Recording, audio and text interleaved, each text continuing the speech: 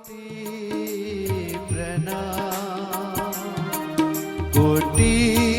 कोटि प्रणाम तिमिलाई कोटि कोटि प्रणाम।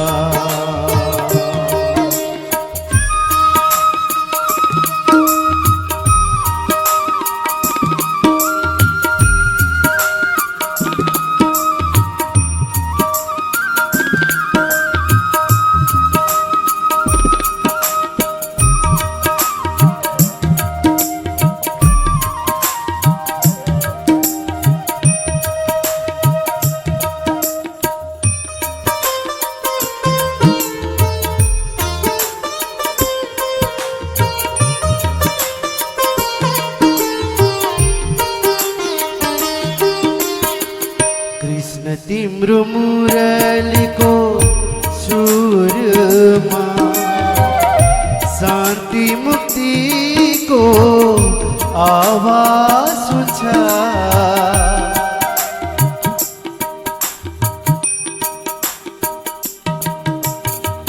कृष्ण तिम्रो मुरलीको सुरमा शान्ति मुक्तिको आवाज हुन्छ।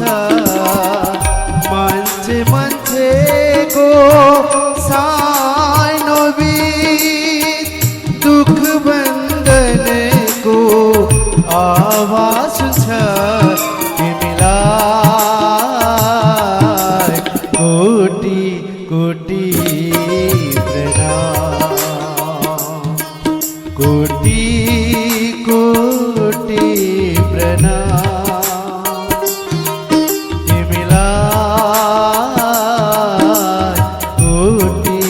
कोटि प्रणाम।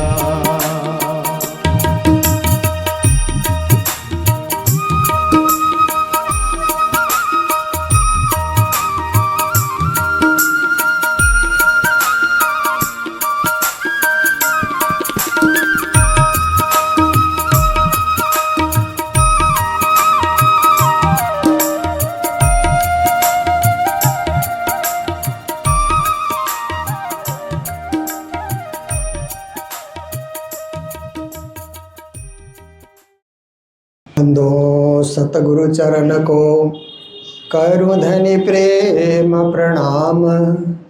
अशुभहरण मंगल करना श्री देवचंद्र जी नाम। श्री प्राणनाथ निज मूलपति श्री मेहराज सुनाम। तेज कुंवरी श्यामा युगल को पल पल करूं प्रणाम। मंगल कृष्ण प्रणाम है मंगल धर्म प्रकाश। मंगल सुंदर साथ है मंगल धाम उजास। मंगल सुंदर साथ है मंगल धाम उजास। बोलो वृंदावन बिहारी लाल की सद्गुरु महाराज की श्री प्राणनाथ प्यारे की। अगाडि बस्नु भएको सबैको अनुहार हेर्दा एक दुई शब्द थोरै शब्द म नेपालीमा राख्न गइरहेको छु, फेरि हिन्दीमा पनि राख्नेछु। हाम्रो 44वां वार्षिक महोत्सव हेर्नुहोस्, 44 वर्ष अगाडि मन्दिर स्थापना गर्नेहरूले अब माताजी पद्मावती बाई र यहाँ उजिर मान्जी हुनुहुन्थ्यो। अरू पनि धेरै सुन्दर साथ एकजना पाठक सन्त पाठकजी हुनुहुन्थ्यो। उहाँहरूको तपस्या त्याग मन्दिर हुनुपर्छ जयगाउँमा भन्ने सोचको प्रतिफल हो। पछि गुरुजीले आएर मन्दिरको उद्घाटन गरिदिनु भयो र यो मन्दिर बढ्दै बढ्दै यहाँसम्म आएको छ। यो तपाईहरु सबैको श्रद्धाको फल हो, विश्वासको फल हो, धर्मप्रति आस्थाको फल हो। र हामी सन्त गुरुजन पनि प्रतिवर्ष वार्षिक मेलामा यहाँ आउने गर्छौं र यहाँ हामी धर्मको विषयमा, ज्ञानको विषयमा, प्रेमको विषयमा, भक्तिको विषयमा परमधाम प्राप्तिको विषयमा चर्चा कथा सुनाउँछु। भव्य हाम्रो जुलुस पनि निक्लिन्छ, तर यसपालि जुलुस कसरी निक्लेला म त यो बाटो चारैतिर खनेको देख्दा त छक्कै परे। आउँदाखेरि एकदम त्यो खेत जोते जत्तिकै डोजरले बाटो अब तोडिरहेको छ, धुलै धुलो मैलै मैला छ। समितिले जो निर्णय गरेको छ त्यही अनुसार हामी अगाडि बढ्नेछौँ र हाम्रो कार्यक्रम अब आज र भोलिको यो कार्यक्रम हो। हिजो तपाईँहरूले सम्पन्न गर्नुभयो, हिजो हामी आउन अलिकति असमर्थ भयौँ र आज अब दिउँसोको पक्षमा पनि हामी प्रवचन राख्ने हो, वाणीको विश्लेषण गर्ने हो र फेरि भोलि बिहान पनि अब शोभायात्रा सम्पन्न भएपछि हामी फेरि प्रवचन र पारायणको अखण्ड पारायणको पूर्णावतिमा बस्ने हो। र अघि नै नारायण स्वामीजी महाराजले सबै कुरो बताइ नै हाल्नुभयो र अहिले यो चकमन्न बसेको देख्दा चाहिँ यो आजकल ध्यान चितवनी भन्नेमा सबैको झुकाउ बढेर गएको छ नि। र यो ध्यान चितवनीको पहिलो प्रारम्भ चाहिँ गुरुजीको कृपाले मैले गरेको थिएँ। तर अब के हुन्छ भन्दा बिस्तारै बिस्तारै अब त्यसैलाई अलिकति तोड मडोड यताउति गरेर धेरैजनाले ध्यान गराउने मैले युट्युबमा हेरिरहेको छु। तर ओरिजिनल पहिला गुरुजीको आशीर्वाद लिएर जो मैले प्रारम्भ गराएको थिएँ त्यसको केही ध्यान तपाईँहरू माझमा राख्ने इच्छा भयो, किनभने भरे भिड बेसी हुन्छ, ध्यान हुँदैन, भोलि पनि जुलुस हुन्छ र अहिले नै 10 मिनट हामी ध्यान गर्ने हो। म भन्दै जान्छु, तपाईँहरू आँखा बन्द गरेर अलिकति छुट्टा छुट्टा बस्नुपर्छ है, एक दुसरालाई टच नगरिकन बस्ने, कुर्सीवाला कुर्सीमै बस्ने, भुइँमा बसेको भुइँमै छुट्टै छुट्टै बस्ने र आत्माले स्पर्श राज्यलाई गर्ने, परमात्मालाई गर्ने। बोलो कृष्ण कन्हैया लाल की, सद्गुरु महाराज की। अब सबैले आँखा बन्द गर्नुहुनेछ। आँखा बन्द गर्दा राज्यको दर्शन हुन्छ, आँखा खोल्दा संसारको दर्शन हुन्छ। त्यसकारण एकछिन राज्यको दर्शन गर्ने हामी प्रयास गरौँ। बोलो कृष्ण कन्हैया लाल की। ध्यान के विषय में संतों ने कहा, सुमिरन सुरत लगाए के मुख से कुछ ना बोल, बाहर का पट बंद कर भीतर का पट खोल। ध्यान के समय में राज्य का सुमिरन और भजन पूरा करने के बाद ही ध्यान प्रारंभ होता है। तो मुख से कुछ नहीं बोलना है, बाहर के नेत्रों को बंद करना है और अंतर्दृष्टि को खोल करके धाम धनी पूर्ण ब्रह्म परमात्मा को याद करना है। ध्यान के विषय में महामती स्वामी श्री प्राणनाथ जी ने कहा, फेर फेर सूरत साधिए धनी चरित्र सुख चैन, इसका आए बेर कछु नहीं खुल जात निज नैन। हम बार बार राज्य के चरित्र, राज्य के सुख और राज्य के चैन, परम धाम का आनंद का स्मरण करते रहें। जब हमारे हृदय में प्रेम का उदय होगा तो हमारे पर आत्म के नेत्र अपने आप खुल जाएंगे। इसलिए ध्यान की घड़ी में सबसे पहले गुरुजनों का ध्यान होता है, क्योंकि गुरुजनों ने ही हमें परम धाम का मार्ग बताया। तो हमारे आद्य सद्गुरु श्री देवचंद जी महाराज को याद कर उनको प्रणाम, महामती स्वामी श्री प्राणनाथ जी को याद कर उनको प्रणाम, और महाराजा छत्रसाल जी को याद कर उनको प्रणाम। फिर गुरुजी मंगलदास जी महाराज को याद कर उनको प्रणाम। गुरुजनों का आशीर्वाद मिला ये सुंदर साथ। आप ध्यान करो, हम आपके साथ हैं। गुरु कृपा का अनुभव करते हुए आप विचार कीजिए कि ये शरीर आपने धारण किया है। शरीर के साथ 10 इंद्रियां हैं।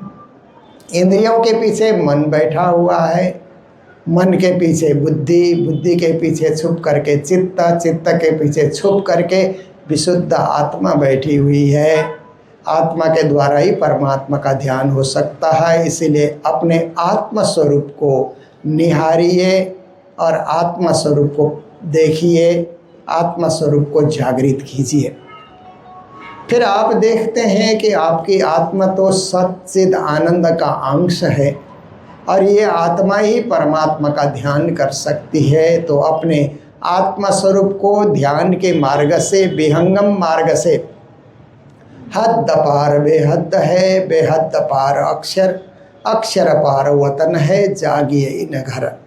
आत्मा स्वरूप को हद से बेहद, 14 लोक से परे बेहद, बेहद से परे अक्षर, अक्षर से परे अक्षरातीत धाम में पहुँचाइए। तो परम धाम में 7 परिक्रमा बताई गई है। उन 7 परिक्रमा में अब बाहर से हम देखते हैं बड़ी राम की, छोटी राम की परिक्रमा, बन की नहरों की परिक्रमा, फिर मानिक और उसके समान बने वृक्षों की परिक्रमा, जबरों की नहरों की परिक्रमा, फिर पूर्व में अक्षरधाम, दक्षिण में आप जाते हैं तो फिर बट पीपल की चौकी, पश्चिम में जाते हैं पश्चिम का चौगान, और उत्तर में आप जाते हैं तो पुखराज इत्यादि। फिर एकदम रंगमहल के करीब से विहंगम परिक्रमा करते हैं तो पूर्व में चांदनी चौक और दक्षिण में फुलबाग, नूरबाग, और पश्चिम में आप जाते हैं तो दक्षिण में आप देखते हैं कि वहाँ पर बट पीपल की चौकी, पश्चिम में नूरबाग, फुलबाग, उत्तर में लाल चबूतरा, खड़ोकली।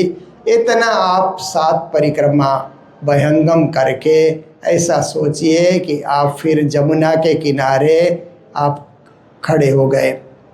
श्री जमुना जी परम धाम में पुखराज पहाड़ से प्रकट हो करके पूर्व को, फिर दक्षिण की ओर मुड़ करके, फिर पश्चिम की ओर मुड़ करके हौज कोसर तालाब में समा जाती है। जमुना जी कल कलाती मचलती हुई बह रही है और जमुना किनारे आप खड़े हैं। जमुना जल का आचमन कीजिए, जमुना जल का पान कीजिए और अपने आप को कृतकृत्य मानिए।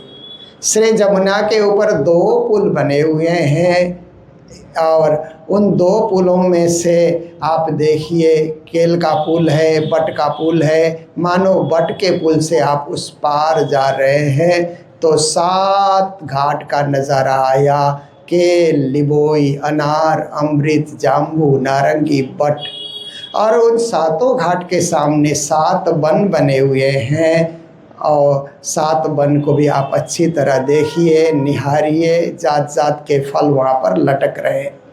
आप पुल से नीचे उतर करके बीच में पाट के घाट में आ गए।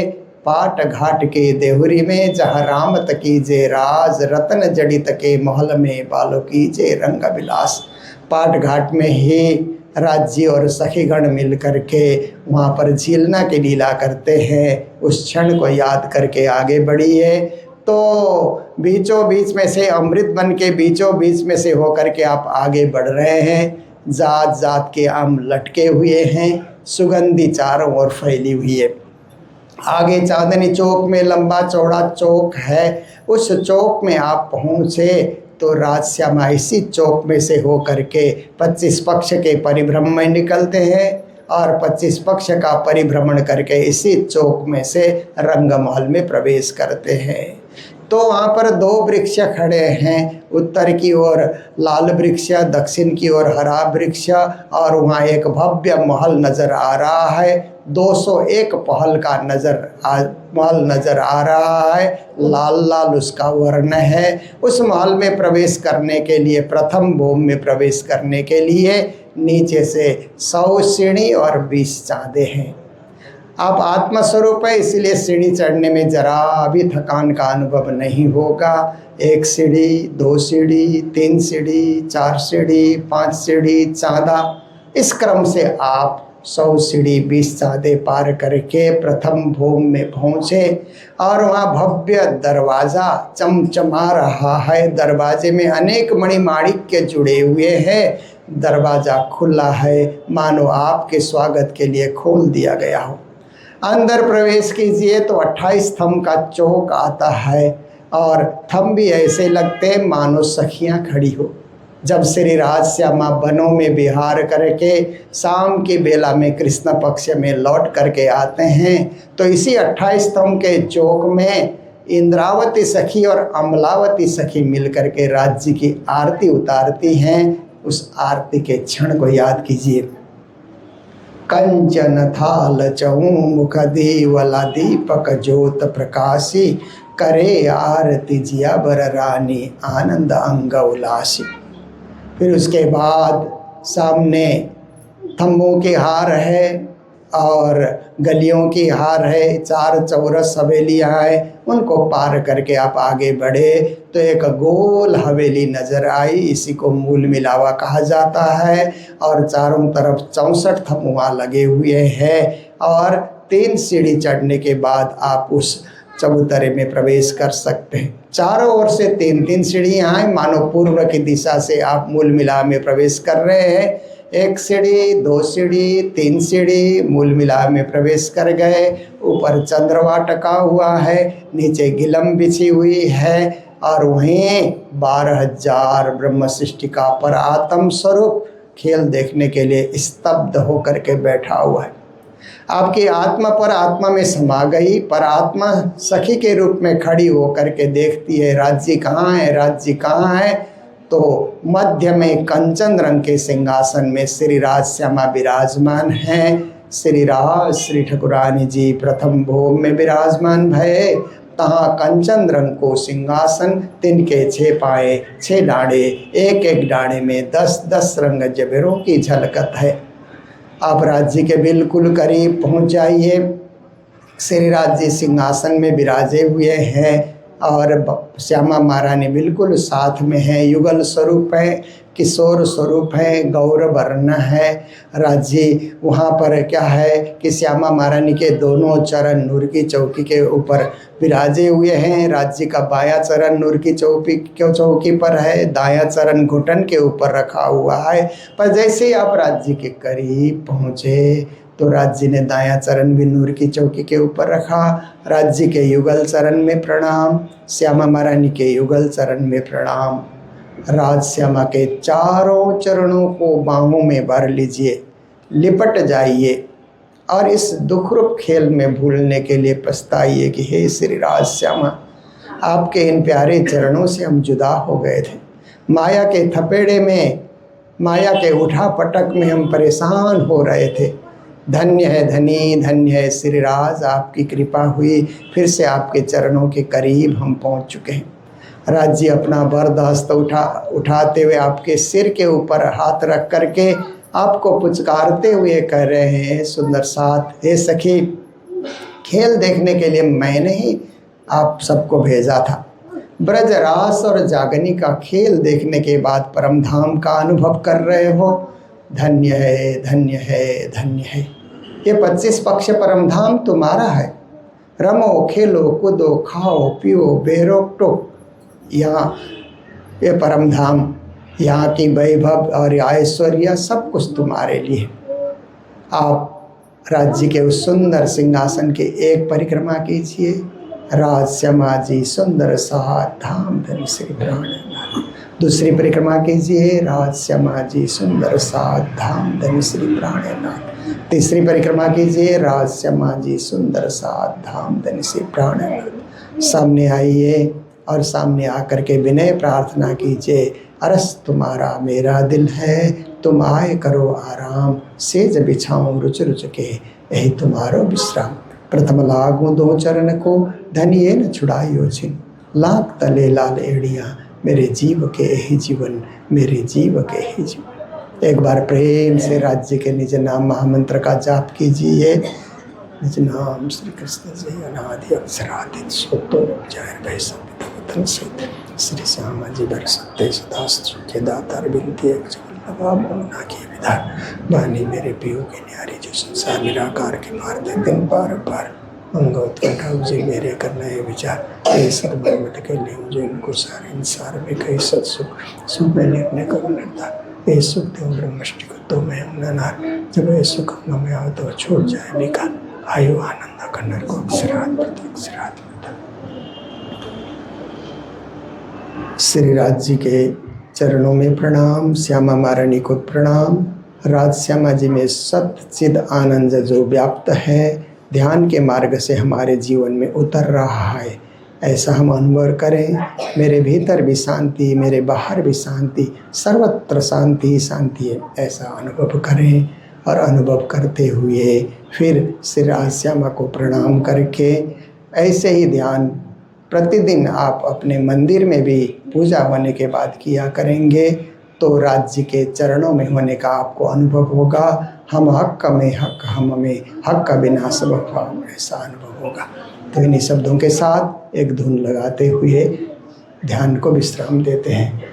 राजश्यामा जी सुंदर सा धाम धनी श्री प्राणनाथ, राजश्यामा जी सुंदर सा धाम धनी श्री प्राणनाथ, राजश्यामा जी सुंदर सा धाम धनी श्री प्राणनाथ, राजश्यामा जी सुंदर सा धाम धनी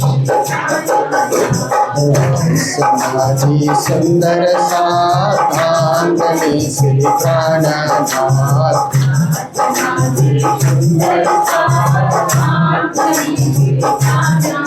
श्री राजश्यामाजी सुंदर सा धाम धनी श्री प्राणनाथ,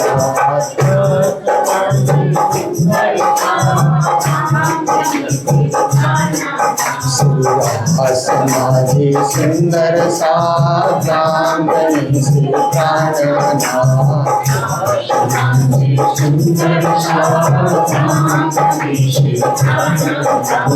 प्राणनाथ प्यारे की, सद्गुरु महाराज की, श्री धाम के धनी की प्रणाम। अगर कोई पूछे तो अगर कोई पूछे तो हम ये कहेंगे हम है प्रणामी, हम है प्रणामी, हम है प्रणामी, हम है प्रणामी। अगर कोई पूछे तो अगर कोई पूछे तो हम ये कहेंगे हम है प्रणामी, हम है प्रणामी, हम है प्रणामी, हम है प्रणामी। गिरधर गोपाल को, गिरधर गोपाल को पूजने वाले हम है प्रणामी, हम है प्रणामी, हम है प्रणामी, हम है प्रणामी।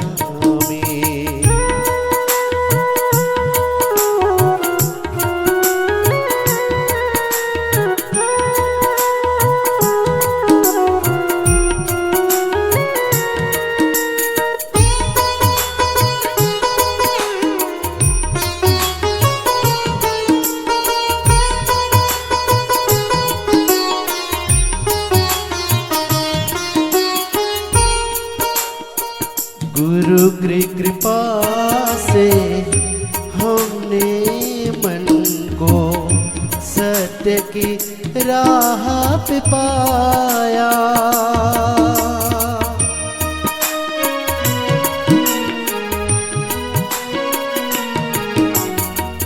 गुरु की कृपा से हमने मन को सत्य की राह पे पाया। प्रेम और भक्ति बोलो कृष्ण कन्हैया लाल की, सद्गुरु महाराज की जय, प्राणनाथ प्यारे की, महारानी बैजनाथ की जय, राजा छत्रसाल की जय, गुरुजी मंगलदास महाराज की जय, नौपुरी धाम की जय। मगन दो सतगुरु चरण को करो धनी प्रेम प्रणाम। अशुभ हरण मंगल करण श्रीदेव चंद्र जी नाम। श्री प्राणनाथ निज मूलपति श्री महराज सुना। तेज कुंवर श्यामा युगल को पल पल करो प्रणाम। तेज कुंवर श्यामा युगल को पल पल करो प्रणाम।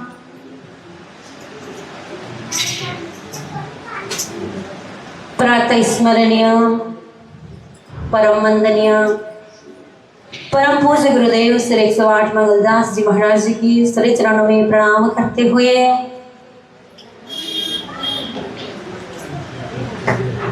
श्री कृष्णा प्रणामी मंदिर जयगांव का 44वां वार्षिक महोत्सव के पावन अवसर पर हम सब को आशीर्वाद प्रदान करने हेतु महामती स्वामी श्री प्राणनाथ जी की वाणी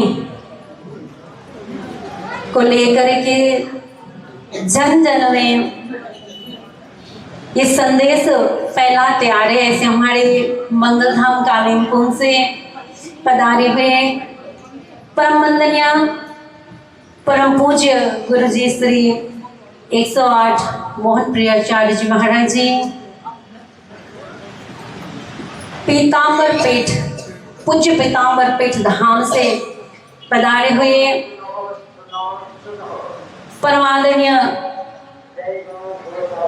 स्वामी जी मंगलधाम कालिम्पोंग से आए हुए हमारे माता जी दोया माता जी पूज्यवती माता जी सरस्वती बाई जी माता जी भीमाबाई जी तिलक रत्न शास्त्री महाराज जी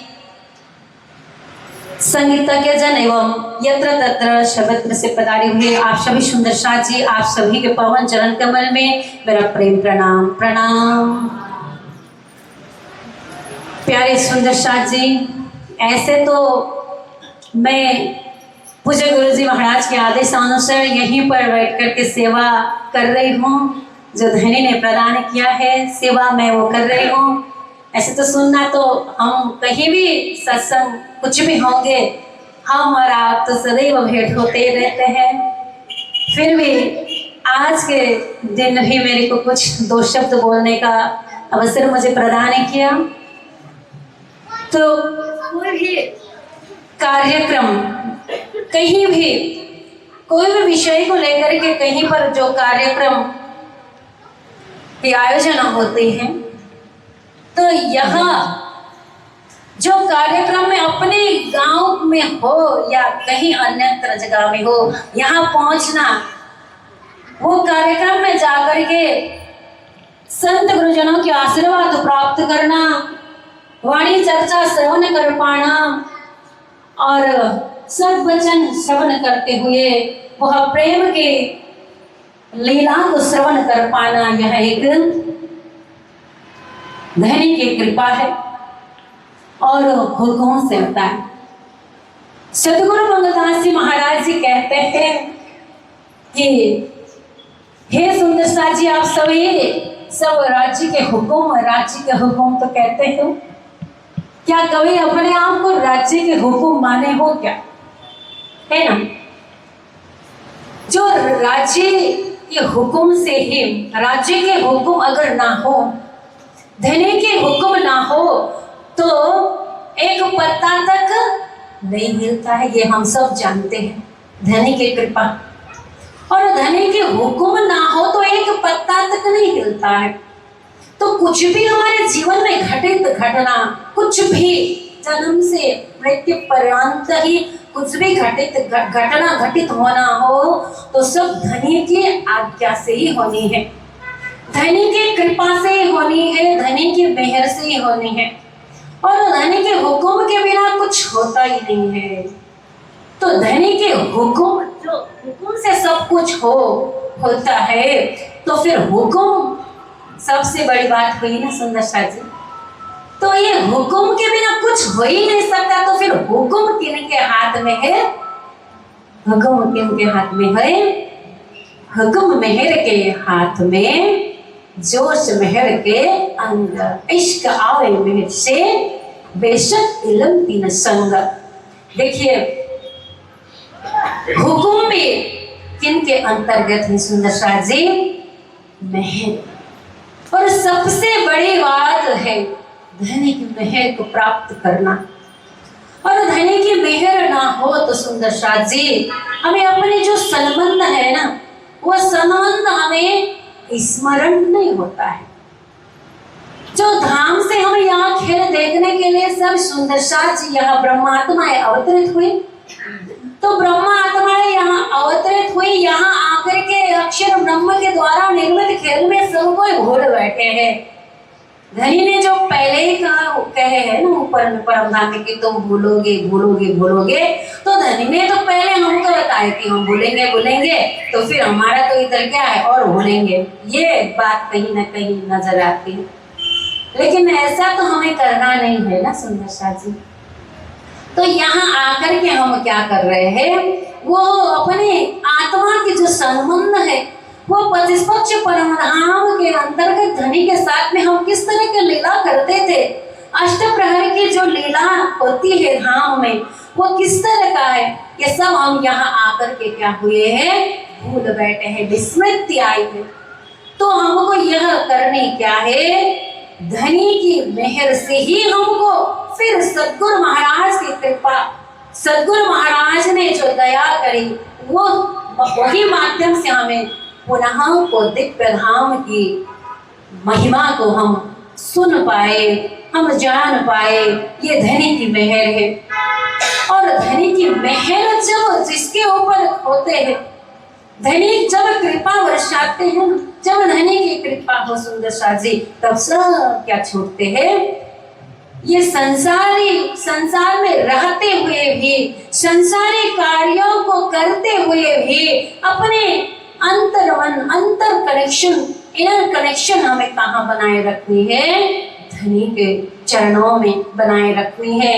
वो दिव्य परमधाम के मूल मिलावा में जहाँ हमारी परात्म शरीर परात्मा विराजमान है, वहां पर हमारे सुरता को क्या करना है, हमेशा लगाते रहना है।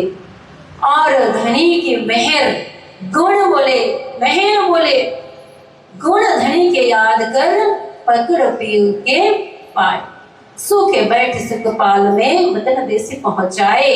धनी के गुण को याद करे, धनी के मेहर को हम याद करें, धनी के चरणों को हम याद करें। और ये संसारी कार्य जो हमें मिला है, कोई भी कार्य हमें मिला है, वो कार्य को भी हम अच्छी तरह से संसारी संबंधी, शरीर संबंधी, संसार संबंधी कार्य भी हम करें, साथ ही साथ आत्मा के संबंध को भी हम कभी ना भूले, क्योंकि हमारा संबंध अपने धनी से है। और बिना संबंध न पाए कोटिन करे आचार। और संबंध अगर ना हो तो तारतम्य मिलना कठिन है ना। इसीलिए हमारे आत्मा का संबंध रहने से लगा है। सदगुरु महाराज की कृपा से, धनी की कृपा से, तो वही संबंध को जो हमने हमें पहचान हुई धनी की मेहर से, यही संबंध, यही मेहर कभी कभी हम इसी संसारी कुछ विषय में उलझ करके वो मूल संबंध को हम भूल जाते हैं। मन में एक कोने में कुछ न कुछ लेकर के हम बैठ जाते हैं, लेकिन जब हम धनी को अंतर हृदय में विराजमान करेंगे सुंदर शाह जी, तब कोई संसारी वस्तु हटेगी ही नहीं, आएंगे ही नहीं, कोई भी कुछ भी बोलते फर्क नहीं पड़ता है। क्योंकि अगर हम यहाँ वैकेंट है ना, हमारा जगह रिक्त स्थान होगा तो ही किसी की कही हुई बात चुभेगी, कोई बाहर से आया हुआ शब्द इधर बैठेगा, कुछ वस्तुएं पसंद आ गई संसारी, वो इधर बैठता है ना। लेकिन धनी को हमने पूर्ण तरह से समर्पण होकर के, प्रेममय होकर के धनी को, धनी की जो छवि को, चरण को ये हृदय में हमने विराजमान अगर किया है, तो ये संसारी कोई भी विषय वस्तु कुछ भी हमारे अंदर आकर के हमें दुख नहीं देगा। इसीलिए यह एक जो विशेष हमारी जो पावन अवसर है, यह श्री कृष्ण अपनामी मंदिर जयगांव का वार्षिक महोत्सव बड़े धूमधाम के साथ में हम हर साल मनाते हैं। और ऐसे अवसर के माध्यम से, ऐसे अवसर पर हमारे बीच पूज्य गुरुजन का आगमन होता है और वो हम विस्मृति होकर के बैठे हुए संबंध को धूल दूसरे तो जो लगे हैं हृदय में उसको झाड़ने के लिए साफ सफाई करके उस दिव्य धाम ही हमारा, धनी के चरण ही हमारा लक्ष्य होना चाहिए। यह सारी बातें समझाने के लिए, वो धाम के स्मरण दिलाने के लिए हमारे बीच में गुरुजन सदैव हमारे बीच उपस्थित रहते हैं, होते हम बहुत, हम सभी जयगांव वासी, सभी सुंदर साथी जितना भी हम यहाँ इकट्ठा हो पाते हैं, सब हम अति ही भाग्यशाली है। तो धनी का जो चरण का जो संबंध है, वो दिव्य धाम का संबंध है, तो अभी भी हम ना भूले। यही इन्हीं शब्दों के साथ मैं तो अभी ज़्यादा तो क्या बोलूँ सुंदर साथ जी, बस अभी हम पूज्य गुरु महाराज जी से हम आगे चर्चा श्रवण करेंगे। ज़्यादा ना कहते हुए मैं इतना ही कहती हूँ। और कल के दिन कल के दिन का हमारा अंतिम दिन है, त्रिदिवसीय पाठ पारायण के साथ संपन्न हो रही ये जो वार्षिक उत्सव। कल के दिन हमारे जो शोभा यात्रा, तो आप सब आज जितना सुंदर साथ जी यहाँ पर आए हैं, आप सब ही अपने आसपास और अड़ोस पड़ोस के सभी सुंदर साथ भक्तजन को लेकर के आए और महाशोभा यात्रा में हम सब सम्मिलित होंगे। इन्हीं शब्दों के साथ मैं अपनी वाणी को विराम देती हूँ। बोले कृष्ण कन्हैया लाल की, सद्गुरु महाराज की, अखंड पाठ पारायण की प्रणाम। श्री कृष्ण कन्हैया लाल के, सद्गुरु महाराज की, प्राणनाथ प्यारे की, श्री पीताम्बरदास जी महाराज की, गुरुजी ब्रह्मलीन गुरुजी मंगलदास जी महाराज की, पद्मावती माता जी की, गुरुजी मोहनवीराचार्य जी महाराज की, समस्त सुंदर साथी की। बंदों सतगुरु चरण को करो सुप्रेम प्रणाम। अशुभ हरन मंगल करण श्रीदेव चंद्र जी नाम। श्री प्राणनाथ निज मूलपति श्री महराज सुनाम। तेज कुंवरी श्यामा जुगल को पल पल करहूँ प्रणाम। दई प्रदक्षिणा अति घणी करहूँ दंडवत प्रणाम। सौ साथना मनोरथ पुरजो महाराधनी श्रीधाम, महाराधनी श्रीधाम। मंदिर का 44वां वार्षिक उत्सव में हम सभी को दर्शन के साथ में आशीर्वाद प्रदान करने के लिए श्री प्रेरणा जी की वाणी को देश देशांतर में तत्सरसी 14 भुवन करने के लिए हमेशा तत्पर रहने वाले गुरुधाम मंगल धाम से पधारे परम पूज्य गुरु जी 108 मोहनवीराचार्य जी महाराज श्री, मंगल धाम से आए माता जी सरस्वती माता जी, भीमा माता जी और हमारे समाज के धर्म प्रचारक सुंदर रूप से मंच का उद्घाटन कर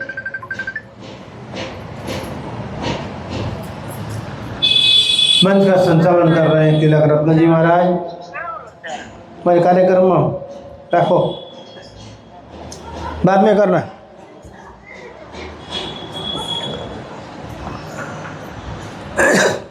और अभी जिनका उद्बोधन आप सभी ने सुना, मंदिर को सुंदर रूप से संचालन कर रही समाज के लोग प्रतिष्ठित विदेशी जनिता जी, संगीत मंडली, भाई श्रवण के साथ में सभी हमारे जयगांव के आसपास से आए हुए सभी प्राणदार सुंदर साथ जी।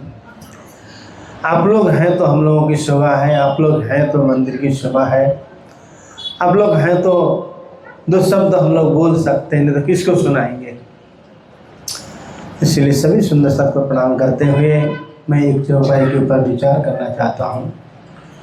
महामती स्वामी श्री प्राणनाथ जी वाणी के अंतर्गत कहते हैं, साथ जी साप हुए बिना अखंड में क्यों पहुंचाता, चेत सको सुचेती पुकार कहे महामत। इस समय के ऊपर जब हम चिंतन करते हैं, यह प्राणनाथ जी पवित्र बनने के लिए कहते हैं, साफ होने के लिए कहते हैं। और जहाँ पवित्र हो, जहाँ सफाई हो, साफ सुंदर सुथरा हो, वो जगह, वो सामान सभी को अच्छा लगता है। जहाँ गंदगी हो, मैला हो, तो वहाँ बैठने की इच्छा भी नहीं होगी और अच्छा लगेगा भी नहीं। सभी को ऐसा ही होता होगा। तो हम पूर्ण ब्रह्म परमात्मा अक्षरातीत के उपासक हैं। पूर्ण ब्रह्म परमात्मा अक्षरातीत हमारे आत्मा के मालिक हैं। उनके आगे तो हम लोग कुछ भी नहीं है। राज्य के आगे हम लोग कुछ भी नहीं है। तो भी हम लोगों ने थोड़ी संपत्ति कमा ली, देखने में थोड़े सुंदर होंगे, तो हम अपने को समझते हैं कि हमसे अच्छे और हमसे बढ़िया कोई नहीं है, हमसे सुंदर कोई नहीं है। ऐसा होता है ना। अब जो हमारे कपड़े वगैरह होते हैं, तो कपड़े वगैरह भी साफ न हो, मैले धैले हो, गंदे हो, तो पास में बैठना पहनना भी अच्छा नहीं लगता है।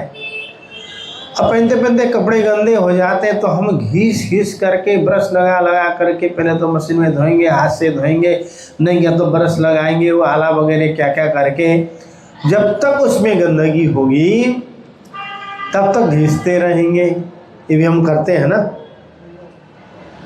जब हम कपड़े धोते हैं, बर्तन धोते हैं, थाली वगैरह, बर्तन वगैरह जब धोते हैं, तो वो थोड़ा भी जूठा रहा हो, थोड़ा भी साबुन रहा होगा हो, तो फिर साबुन घीसते रहेंगे, धोते रहेंगे। जब तक चमकेगा नहीं तब तक हम धोते रहेंगे। इसको हमने किया है।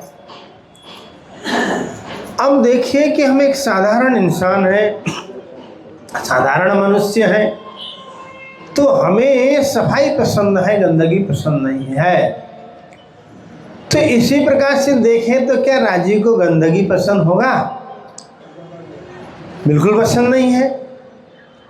तो राजीव के पास में अपने को जाना होगा, राजीव को पाना हो, तो सबसे पहला तो अपने को साफ होना जरूर है। जब तक हम साफ नहीं होंगे, पवित्र नहीं होंगे, तो इसलिए तो प्राणनाथ जी ने कहा, साथ जी साफ हुए बिना अखंड में क्यों पहुंचता।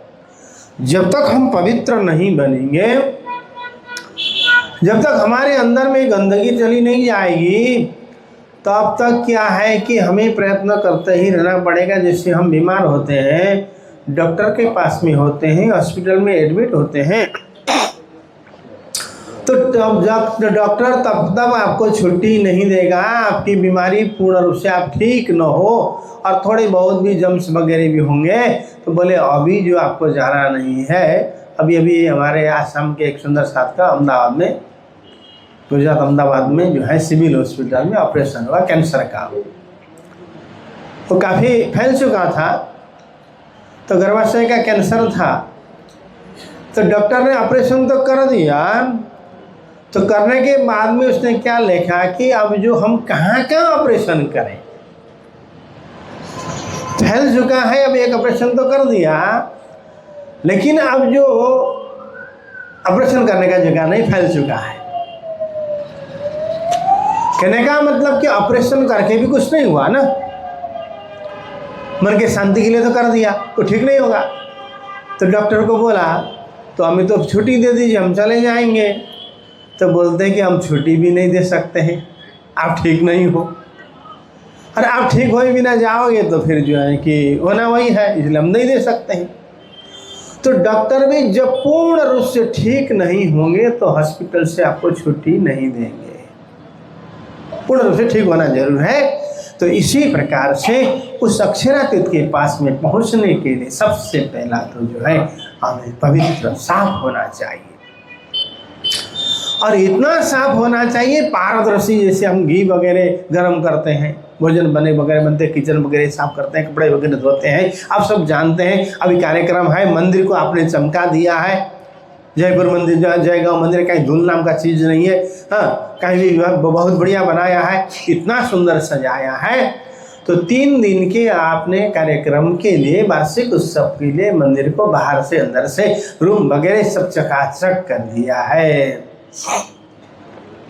इसी प्रकार से अपने हृदय को भी आप चमकाएंगे, चकाचक करेंगे तो पीऊ नहीं तुझसे दूर है, राजी अपने पास में ही होंगे, राजी नजदीक होंगे। तो इसलिए कोई भी प्रकार का छल कपट न हो और हमारे अंदर में कोई भी विकार न हो, तो राजी पूर्ण ब्रह्म परमात्मा की प्राप्ति के लिए हमें कोई बाधा नहीं कर सकेंगे। राजी स्वतः आएंगे, लेकिन जब तक हम साफ नहीं होंगे, आगे क्या कहा, साथ जी साफ हो ये बिना अखंड में क्यों पहुंचा। हमारा लक्ष्य तो परमधाम मूलमिलावा का है ना, परमधाम जाने का है ना, लेकिन हमारी तैयारी नहीं होगी तो नहीं हो पाएगा। इसीलिए साफ होना जरूर है। अभी जनिता जी बोल रही थी कि बाहर की गंदगी को क्यों एकत्र करते हो, और हमारी तो ऐसी आदत हो गई है, 2 आदमी कोई बात करते हो तो अभी बोलते क्या बात कर रहे थे, हमारी तो बात नहीं की ना, क्या बात किया। और सुनाने वाला बोलेगा कि तुम्हारी बात की, इतनी निंदा की तो आपको खाने की इच्छा नहीं होगी, रात की नींद चली जाएगी, बेचैन हो जाएगी। बराबर, इन सब का प्रभाव किए बिना, और इस चीज़ को हम हमेशा हमेशा साफ और पवित्र बनने का चेष्टा करें। और हम रोज चौपाई में गाते हैं, अरस तुम्हारा मेरा दिल है, तुम आई करो आराम, सेज बिछाओ रुच रुच के, यही तुम्हारा विश्राम। यदि हृदय को हम राज्य का परम धाम मूलमिल जो रंगमहल हम बना लेंगे, तो फिर राजी को खोजने की जरूरत नहीं पड़ेगी, राजी स्वतः खोजते खोजते आ जाएंगे। आपने अभी तक में सुना होगा कि मुकुंदासी जो अहदी मुकुंदासी बोल करके हैं, 2-3 मुकुंदासी अपने में हो गए। तो मुकुंदासी गाय वगैरह चराते थे, गांव का जीवन था और ग्राम्य विस्तार में रहते थे। और मुकुंदासी के लिए प्राणनाथ जी ने संदेश भेजा। मुकुंदासी के घर में प्राणनाथ जी जो गए और जा करके, मुकुंदासी तो नहीं थे, बोले कि उनकी माताजी को कहा कि मैं मुकुंदास कहाँ, ऐसा कहा। तो बोले मुकुंदास तो गाय चराने के लिए जंगल में गया है, गायों को लेकर के बोला। माँ ने कहा, तो उस समय बोले कि ठीक है, तो फिर मुकुंदास जी को बोल देना प्राणनाथ जी ने आपको बुलाया है, पन्ना से प्राणनाथ जी आए थे और आपको बुला रहे थे जाने के लिए, क्या इतना बोल देना बोला। और जाकर के शाम को मुकुंदास जी आए, आकर के गाय वगैरह बांधा किया।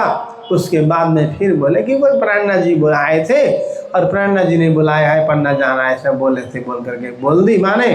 तो उसी समय मुकुंदास जी चल पड़े और मुकुंदास जी को प्राणनाथ जी को खोजने के लिए पन्ना जाना नहीं पड़ा, प्राणनाथ जी स्वयं बुलाने आए। तो वो पवित्रता, वो साधना, वो सफाई हमारे जीवन में हो तो अरस तुम्हारा मेरा दिल बोलते बोलते कितने साल से हम बोल रहे हैं, लेकिन अभी तक हमारा जो राज्य का बैठक, राज्य का सिंहासन, राज्य का परमधाम हमारा दिल नहीं बना। जिस दिन सत्य अर्थ में रस तुम्हारा मेरा दिल है, तुम आई करो आराम, जब हम राजी आकर पवित्र हम हो जाएंगे और वो कैपेसिटी हमारे अंदर में आ जाएगी, वो दक्षता हमारे अंदर में आ जाएगी, तो फिर राजी स्वतः खोजते खोजते आएंगे। वो बड़े कृपा के सागर हैं, दया के सागर हैं और राज्य के पास में दुख नाम का चीज नहीं है। हम हमेशा तारक मंत्र में जाप करते हैं। राज्य का स्वभाव कैसा है, तो बोले सदा सत सुख के दातार, हमेशा सुख का दान किया करते हैं। जैसे कर्ण हमेशा सोना दान करते थे। कर्ण की बात तो आपने सुनी है, लेकिन राज्य की बात नहीं सुनी। राज्य के पास में दुख नहीं है और हमेशा सुख बांटते ही रहते हैं, देते रहते हैं। और राज्य को समझने से पहला यदि सूर्य को आप समझेंगे तो पता चलेगा। यदि सूर्य भगवान कहे आज मुझे अच्छे आदमी को ही प्रकाश देना है बोल करके सूरज कहे तो संभव नहीं है। सूरज उगता है, सूरज उगने पर हर जगह प्रकाश हो जाता है, सभी को प्रकाश मिल जाता है। उसके लिए अच्छी और वो कंट्रोल करना भी चाहे तो उसमें संभव नहीं है। इसी प्रकार से राज्य के हर अंग से मेहर मेहर कृपा कृपा कृपा कृपा सुख सुख निकलते ही रहता है।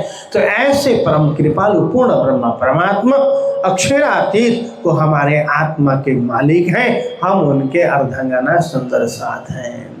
समझ गए ना? इसलिए इस भाव को लेकर के हमेशा राज्य का सानिध्य का अनुभव करें, राज्य की कृपा का अनुभव करते रहें। जैसे गुरु जी अभी सुबह का सत्र में जो चेतावनी करा रहे थे, ध्यान करा रहे थे, तो हमेशा हम लोग क्या सोचते हैं, राज्य की कृपा हो रही है, मैं राज्य का सुंदर साथ हूँ, हाँ परम धाम मेरा घर है, इसको तो याद नहीं करते हैं। हम दुखी हैं, हम गरीब हैं, हम ऐसे हैं वैसे हैं बोल करके सोचते रहते हैं। सोचने की क्या जरूर है? और इस दुनिया में आप जैसा चाहोगे वैसा ही होगा। राजी उसी प्रकार से इच्छा पूर्ण करेंगे। मैं सुखी हूँ, मैं ब्रह्म सृष्टि हूँ, मैं परमधाम की आत्मा हूँ, आदि आदि बोल करके आप चिंतन करोगे, धीरे धीरे धीरे धीरे उसी लाइन में आप चले जाओगे। और आप मैं दरिद्र हूँ, मैं गरीब हूँ, कुछ नहीं है, कुछ नहीं बोलते रहेगा तो राजी भी बोलते हैं इच्छा पूरा कर देता हूँ बोलकर राजी भी गरीबी रख देंगे। तो हमेशा गरीब रहना है या हमेशा धनी बनना है, वो आपके ऊपर आधारित है। भले आपके पास में कुछ भी नहीं है, राज्य मेरे पास में है, राज्य की भक्ति मुझे मिली है, दिव्य तारतम ज्ञान हमें मिला है, मैं हमेशा तारतम वाणी का पाठ करता हूँ, मेरे सागर का पाठ करता हूँ, निर्नाम का जाप करता हूँ। इस दुनिया में हमसे सुखी कोई नहीं है। इस प्रकार से भावना करते करते आप चलेंगे तो एक दिन अवश्य में वह उस गंतव्य तक पहुँचेंगे। लेकिन पवित्र होना जरूर है। पवित्र होने के बाद में हमारी सारी गंदगी निकल जाएगी। आदि व्याधि उपाधि जाने के बाद में अच्छे भक्त कैसे होते हैं, इसके लिए आपको पाप और पुण्य से ऊपर उठना होगा।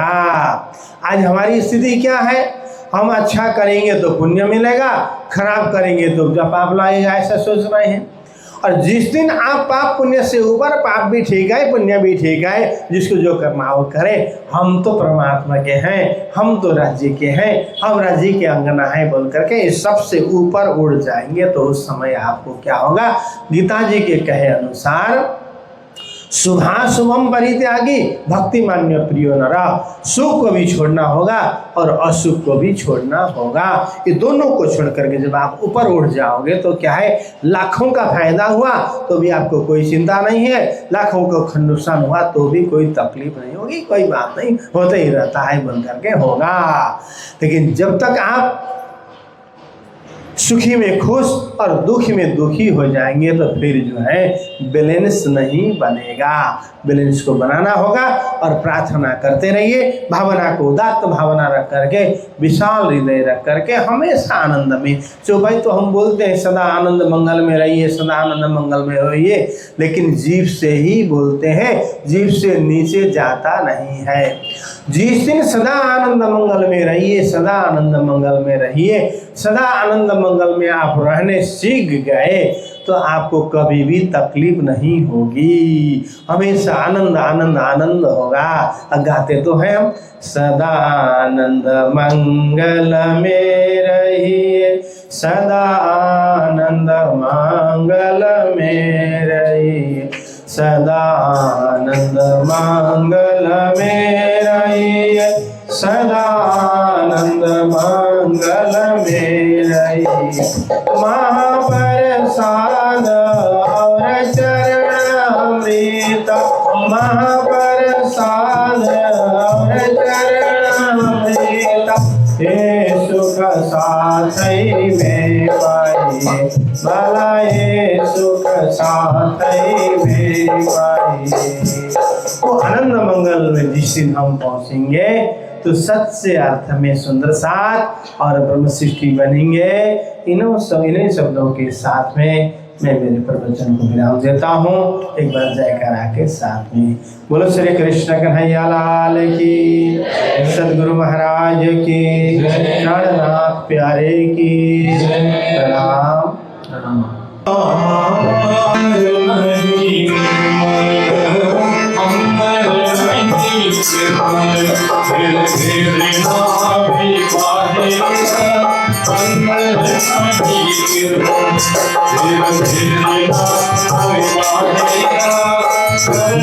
Hare अपने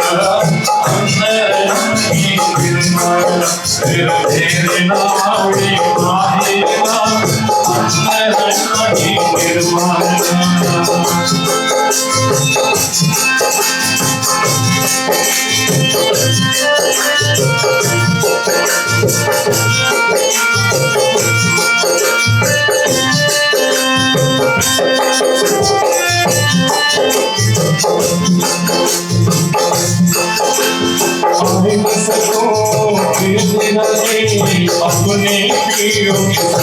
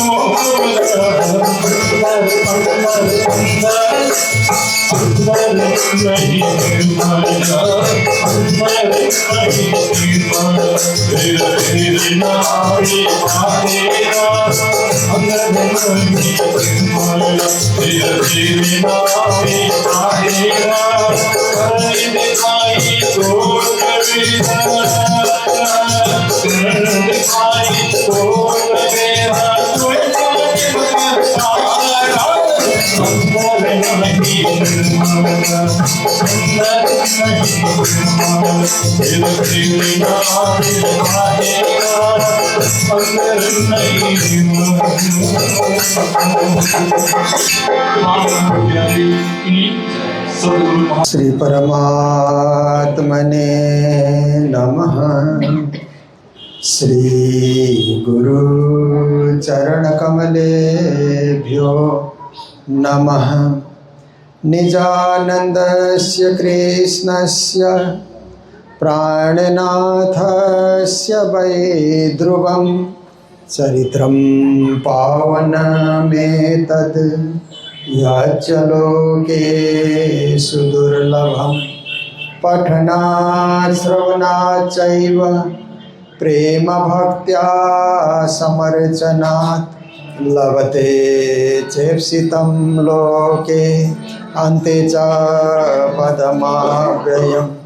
निजानंद निज नाम है श्री कृष्णा धनि धाम। श्यामा सुंदर साथ सब राखो हृदय धाम। मंगल कृष्ण प्रणाम है मंगल धर्म प्रकाश। मंगल सुंदर साथ हैं मंगल धाम उजास। मंगल सुंदर साथ हैं मंगल धाम उजास।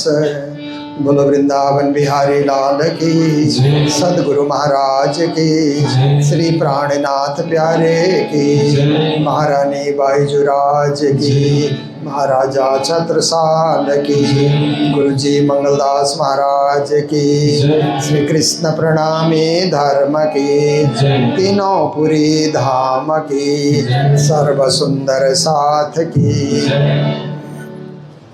श्री राज चरणों के पास रखना। श्री राज चरणों के पास रखना। श्री राज चरणों के पास रखना।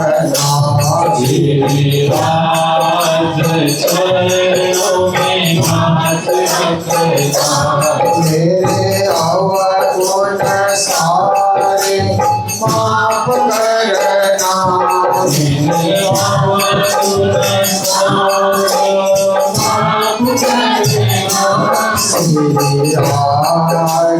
चरणों के पास रखना।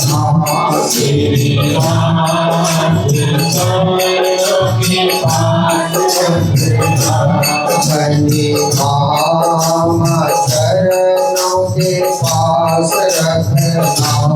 धनी धाम चरणों के पास रखना। माया मुझे बुलाएगी आपस दूर कराएगी। आपस दूर कराएगी। माया मुझे बुलाएगी। माया मुझे बुलाएगी। आपस दूर कराएगी। आपस दूर कराएगी। बिना झूठे झमेला से आजाद रखना। बिना झूठे झमेलों से आजाद रखना। बिना झूठे झमेलों से आजाद रखना। बिना झूठे झमेलों से आजाद रखना। राज चरणों के पास रखना। श्री राज चरणों के पास रखना। मोह माया ने जकड़ लिया। माया ने जकड़ लिया। दामन मेरा पकड़ लिया। दामन मेरा पकड़ लिया। माया ने जकड़ लिया। मोह माया ने जकड़ लिया। दामन मेरा पकड़ लिया। दामन मेरा पकड़ लिया। मेहरबान वादा अपना याद रखना हे भगवान, वादा अपना याद रखना हे भगवान, वादा अपना याद रखना हे भगवान, वादा अपना याद रखना श्री हाथ चरणों के पास रखना श्री हाथ चरणों के पास रखना मेरे अवगुण सारे माफ करना मेरे अवगुण सारे माफ करना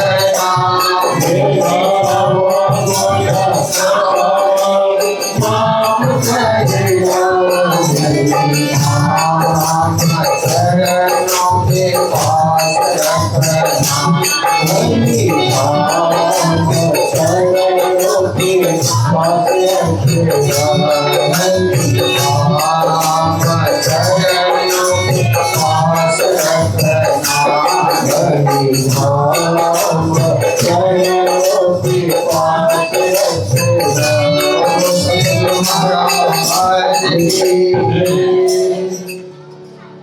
चौवालीसवें वार्षिक महोत्सव श्री कृष्ण प्रणामी मंदिर जयगांव, जो भूटान का बॉर्डर भी होता है और इधर जिला अलीपुर में, डिस्ट्रिक्ट अलीपुर में यह हम लोगों का मंदिर अवस्थित है। 44 साल से यहाँ पर मंदिर अवस्थित है और जागनी बढ़ती जा रही है। तो इस कार्यक्रम को सांगोपांग विधि से सफल बनाने के लिए हमारे बीच संत गुरुजन आए हुए हैं। हमारे पीताम्बर पीठ से श्री 108 नारायण स्वामी जी महाराज, जिनके संबोधन को आप लोगों ने श्रवण किया, और हमारे कालिम्पोंग से, मंगलधाम से माता जी सरस्वती बाई जी, और श्री कृष्ण प्रणामी मंदिर इच्छे से माता जी भीमाबाई जी, और इसी मंदिर की संचालिका साध्वी जनिता जी, और हमारे मंच संचालक जो बहुत ही सुंदर रीत से मंच चला रहे हैं श्री तिलक रतन जी महाराज, हमारे सभी संगीतकार महानुभाव, वाणी पठन में जो संलग्न हैं, अखंड पाठ में जो संलग्न हैं ब्रह्म मुनिगण, और हमारे साथ ही श्रवण जी आए हैं जो मधुर भजन उन्होंने आप सबके बीच सुनाया, और भी भजन गायक सभी, आप समस्त धर्मप्राण शिरोमणि सुंदर साथ जी, माताएं, बहनें, भाइयों, सभी को कोटि कोटि करबद्ध प्रेम प्रणाम। राज्य की कृपा है कि प्रतिवर्ष हम लोग वार्षिक मेले में मिलते हैं। देखिए समय कैसे जल्दी जल्दी भागता है, एक साल कैसे बीत गया पता ही नहीं लगता है। ऐसा लगता है कि हम तो अभी अभी मिले थे, पर समय तो चलते रहता है, समय रुकता नहीं। दुनिया में सब चीज को रोका जा सकता है, पर समय इतना बलवान है कि उसको कोई नहीं रोक सकता, कोई ताकत नहीं रोक सकती। विज्ञान के पास भी समय रोकने के लिए कोई ताकत नहीं है। तो समय की गति के साथ हम लोग भी जीवन को आगे बढ़ा रहे हैं, और हमारा लक्ष्य पाने के लिए हम तत्पर हो रहे हैं। हमारा लक्ष्य है, जैसे खिलाड़ी लोग खेल खेलते हैं ना, जैसे फुटबॉल का आप समझ लीजिए, फुटबॉल खेलने वाले खिलाड़ी खेल खेल रहे हैं तो उनका लक्ष्य एक ही होता है, गोल करना। ऐसे ही हमारा एक ही लक्ष्य है कि परम धाम को पाना।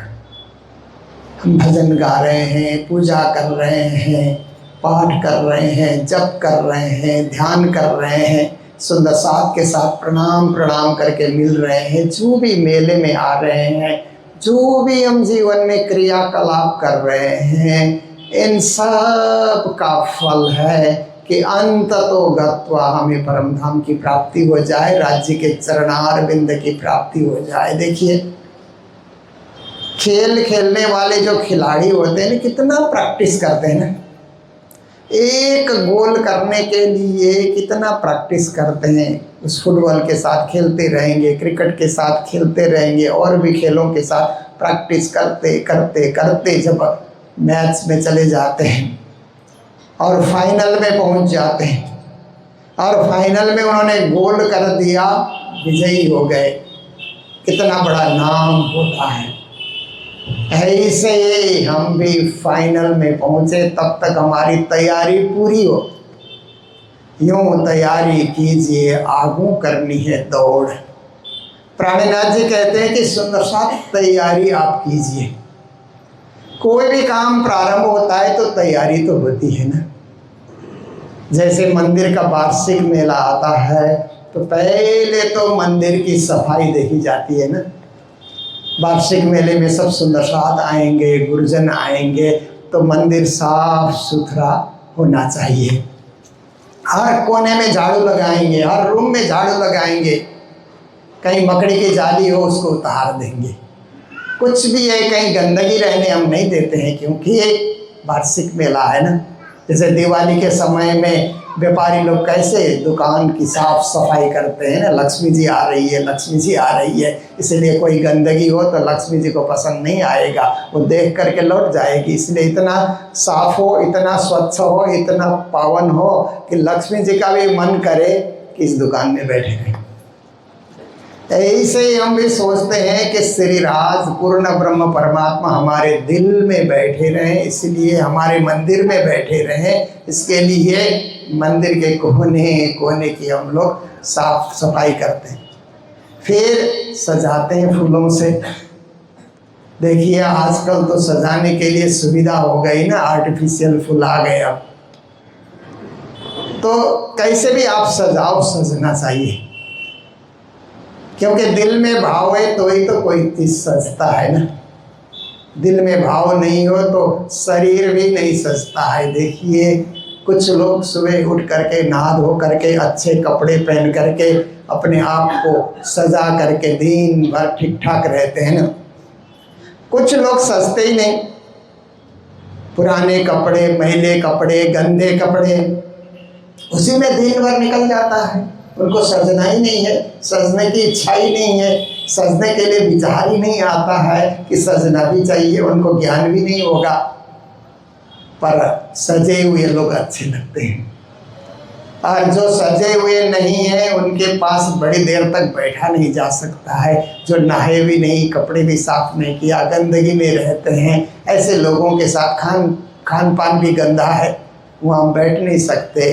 पर अच्छे लोग, सजे लोग, बने हुए लोग, सुधरे हुए लोग, विचारों से सुधरे हुए, खान पान से सुधरे हुए, हर प्रकार से सत्संग में सम्मिलित होने वाले लोगों के साथ 2 घंटा, 4 घंटा, 5 घंटा बैठते हैं, फिर भी बैठे रहने का मन करता है, उठने का मन नहीं करता है। क्यों? इसलिए कि उन्होंने दिल को सजाया, मन को सजाया, भाव को सजाया। तो वार्षिक मेले में मंदिर सजता है। फिर मंदिर सजने के बाद फिर मंदिर में वार्षिक मेला का भाव उपस्थित करने के लिए पारायण सजता है। फिर पारायण की तैयारी, आरती की तैयारी, दिए की तैयारी, पढ़ने वाले की तैयारी, पाठक्रम से पढ़ा जाए इसकी तैयारी। देखिए कैसे हमारा पारायण सज जाता है ना।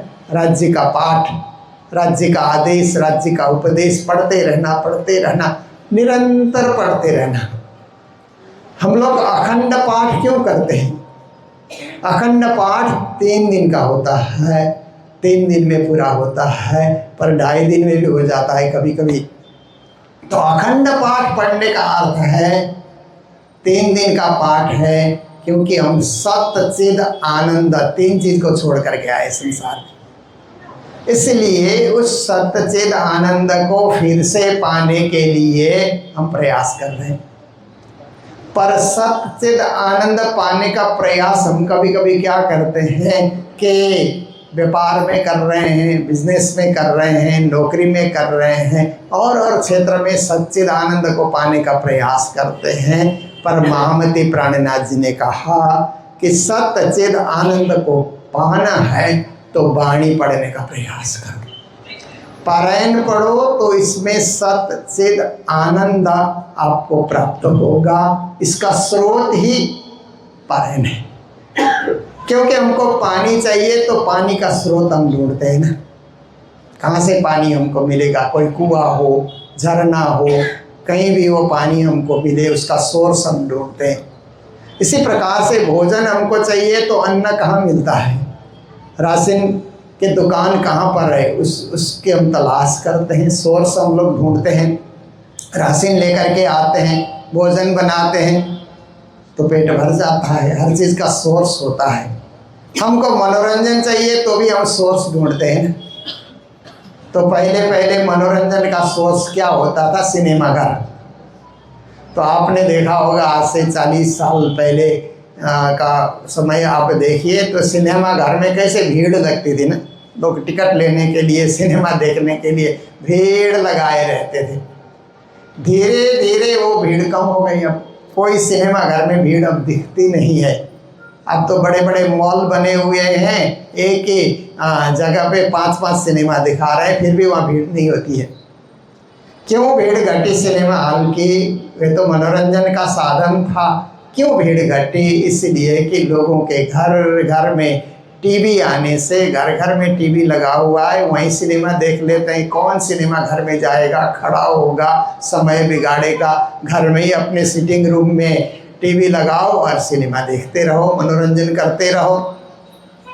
पर ज़माने ने और पलटा खाया। फिर विज्ञान का ज़माना आया तो मोबाइल फ़ोन जब आ गया, उसी में सिनेमा आने लगा। अब अपने अपने हथेली में सिनेमा देखते रहो और जो सिनेमा चाहे वो दृश्य आप घुमाते रहो, उंगली घुमाए और नया दृश्य आ गया, आप देखिए। तो उसका सोर्स, मनोरंजन का सोर्स ये सिनेमा है या नाटक है, नृत्य है, वो उसका सोर्स है। पर सच्चिद आनंद का सोर्स हम लोग ढूंढेंगे तो केवल वाणी है, पारायण है, पाठ है, भक्ति है और निरंतर उसमें लगे रहने की आवश्यकता है। तो त्रिदिवसीय कार्यक्रम सच्चिद आनंद को पाने के लिए हम लोग कर रहे हैं। फिर आप देखिए, कभी कभी हम लोग सप्ताह पारायण करते हैं ना, 7 दिन में पढ़ा जाता है। कई मंदिरों में 7 दिन का मेला होता है सप्ताह कार्यक्रम के साथ। कहीं कहीं 108 पारायण होते हैं तो 7 दिन का कार्यक्रम चलता है। 7 दिन इसलिए है कि श्री प्राणनाथ जी महाराज ने और लालदास जी महाराज ने बीतक में कहा कि 6 दिन की लीला संसार में होगी, ब्रजरास जागनी करके 6 दिन की लीला संसार में होगी और 7वें दिन में परम धाम में लीला होगी। ये भाव लेकर के भी हम सप्ताह पारायण का पाठ करते हैं कि संसार भी देखें, परम धाम भी देखें, संसार का भी आनंद लें, परम धाम का भी आनंद लें। ये भाव हम लोगों के मन में होता है। और कभी कभी हम लोग गोटा पारायण जो 3 घंटे में होता है, ऐसे भी पारायण का पाठ हम लोग करते हैं कि हर घंटे को, हर पल को, हर दिन को, हर अवसर को हम सफल बनाएं, सुंदर बनाएं और जीवन को सफल बनाएं। तो आप देखिए, अभी थोड़ी देर पहले आप लोग एक चौपाई सुन रहे थे, धनी के कहलाए मैं कहे तुमको 4 शब्द, किन ज्यादा किन कम कर लिए, किन कर डाले गंधा। प्राणनाथ जी कहते हैं वाणी में क्या है? तो वाणी में क्या है, इस चौपाई में प्राणनाथ जी महाराज बता रहे हैं कि वाणी में धाम धनी पूर्ण ब्रह्म परमात्मा के कहे हुए। क्योंकि हम लोग राज्य को धनी धनी ऐसा भी कहते हैं। कोई नया व्यक्ति आया तो सोचेंगे कि धनी धनी कहने से तो पैसे वाले को धनी बोलते हैं ना, पैसा नहीं है तो उसको गरीब कहा जाता है ना। तो ये धनी धनी करके क्या बोल रहे हैं? केवल यहाँ पैसे वाले की बात हो रही है। ऐसे लोगों के मन में ध्यान चला जाता है जो पहली बार या नए नए लोग आए हैं, उनका ध्यान उधर चला जाता है। पर प्राणनाथ जी ने धनी कहा, प्राणों के नाथ, प्राणपति, परब्रह्म परमात्मा, अक्षरातीत, पूर्ण पुरुषोत्तम श्री राज्य को 60 शब्दों में, छोटे संबोधन में धाम के धनी है, परंतु सिर्फ धनी ऐसा करके भी उन्होंने लिखा है। तो कहते धनी के कहलाए मैं कहे, धाम धनी ने कहलाया। कहने वाले प्राणनाथ जी हो गए, परंतु कहलाने वाले धाम के धनी हो गए। परम धाम के श्री राज्य ने आदेश दिया और प्राणनाथ जी ने उसका उपदेश दिया। तो कहते धनी के कहलाए मैं कहे, तुमको 4 शब्द, कहते हैं आपको मैंने 4 शब्द कहा है। तो 4 शब्द क्या है कि ब्रज रास जागनी और परम धाम, या परम धाम ब्रज रास जागनी, ऐसे भी आप कह सकते हैं। ये 4 शब्द हैं और प्रणामी परंपरा में 4 शब्द का विशेष महत्व है। तो आप देखिए श्री प्राणनाथ जी महाराज ने 4 शब्द क्या कहे कि पहले आप सोचिए ब्रज, क्योंकि रास से वाणी शुरू होती है ना, रास में ब्रज की बात भी है, रास की बात भी है, दोनों बातें। तो हमें वाणी के माध्यम से ब्रज लीला का भी स्मरण करना है, क्योंकि देखिए श्री कृष्ण ने सबसे पहले पूर्ण ब्रह्म परमात्मा ने आज से 5252 साल पहले कृष्ण का आगमन हुआ ना। इस बार हम लोगों ने जो जन्माष्टमी की तिथि मनाई वो कृष्ण का 5252वां जन्मदिन था। तो इतने साल पूर्व पूर्ण ब्रह्म परमात्मा ने इस धरती में ब्रज भूमि में आकर के जो बाल लीलाएं की है, उस बाल लीला को स्मरण करना है, क्योंकि वो भी राज्य की लीला है।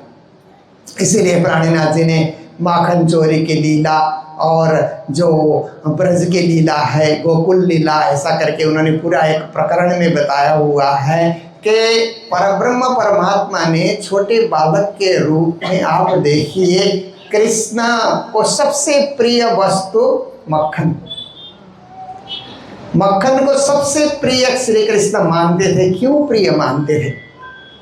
ज्ञानी जन कहते हैं कि दुनिया में सबसे कोमल कोई चीज है, सबसे नरम, सबसे मुलायम, सबसे कोमल कोई वस्तु है तो मक्खन होता है ना, बहुत ही मुलायम होता है। और मक्खन को छूने से आप देखिए कि कहीं आपको कुछ चुभन का अनुभव नहीं होगा, बड़ा मुलायम होता है।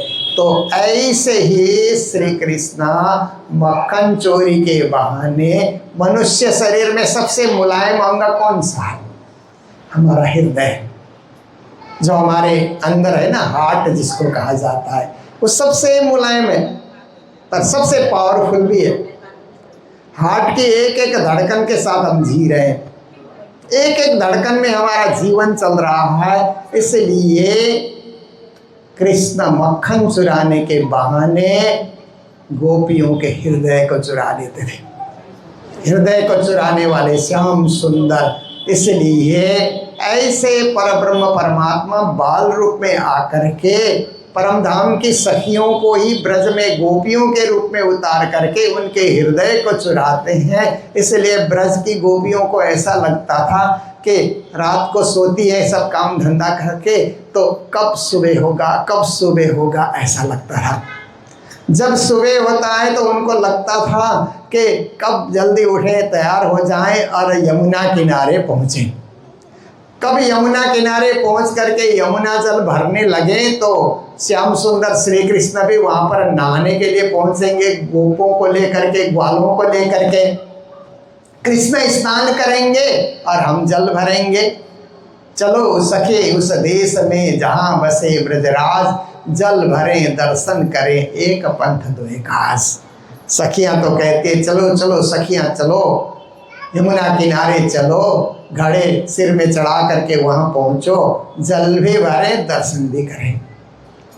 तो ये ब्रज लीला का प्रताप है कि इसका अर्थ है कि संसार का काम भी करें, परमात्मा का स्मरण भी करें, परमात्मा के दर्शन भी करें और संसार का काम भी करें। इसीलिए घर में जो हम लोग सेवा पूजा सजाते हैं ना, तो सुबह उठ करके पहले सेवा पूजा करके राज्य के दर्शन करते हैं, फिर घर का काम करते हैं। संसार का सब काम तो करना ही करना है। जब तक संसार में आए तो काम रहित रहेंगे तो गुजारा नहीं चलेगा, कुछ ना कुछ करना ही है। परंतु परमात्मा का दर्शन करते हुए सारा कार्य करते चलना और दिल की धड़कन के साथ परमात्मा को समय समय पर याद करते रहना, ये ब्रज की बात है जो प्राणनाथ जी ने वाणी में कही। फिर रास का अर्थ होता है रसपूर्ण लीला।